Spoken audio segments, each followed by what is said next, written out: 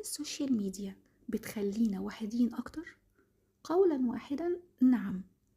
لكن الموضوع هنا يا جماعة بيعتمد بشكل كبير على إزاي أنا بستخدمها، مش بس الوقت اللي أنا بقضيه عليها. طيب خلينا كده نعرف ليه ده بيحصل. علشان بيحصل غصب عننا مقارنات اجتماعية.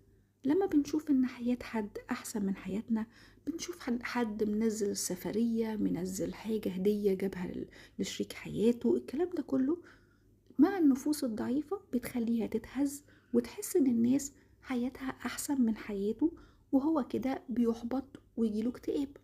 واللي هو طبعا مش صحيح. محدش حياته احسن من حد. مش علشان صورة انا نزلتها عشان مسافرة، ولا صورة بضحك فيها وبشرب الكوفي مش عارفة فين، يبقى انا خلاص احسن من كل اللي حواليا. ده مش حقيقي. تاني حاجة، مبقاش في تفاعل حقيقي بين الناس الحقيقية. انت قاعد على السوشيال ميديا بتكلم ناس خزعبلية هلامية، انت مش عارف ده كمبيوتر ولا هو اصلا بني ادم طبيعي. وللأسف بقينا نعتزل الحياة الحقيقية، ما بقيناش نشوف الناس في الحقيقة، وكل اللي احنا بنعمله لايكات وكومنتات. طب الحل ايه؟ الحل بسيط خالص. اول حاجة، مهم اننا نكون فاعل مش مفعول بيه. يعني ايه؟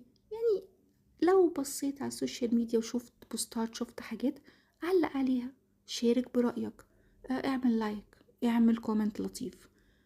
2، قلل دايرة المتابعات. يعني ما تتابعش اي حاجة، اي من هب ودب زي ما بيقولوا تتابعه. لا خالص، الصفحات السلبية ابعد عنها.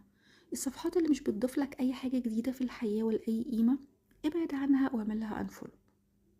3، ودي اهم حاجة، وازن بين العالم الرقمي والعالم الحقيقي.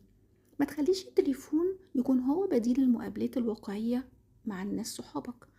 باختصار يا جماعة، السوشيال ميديا أداة، لو استخدمناها صح هتفيدنا، ولو أسأنا استخدامها هتضرنا ضرر شديد.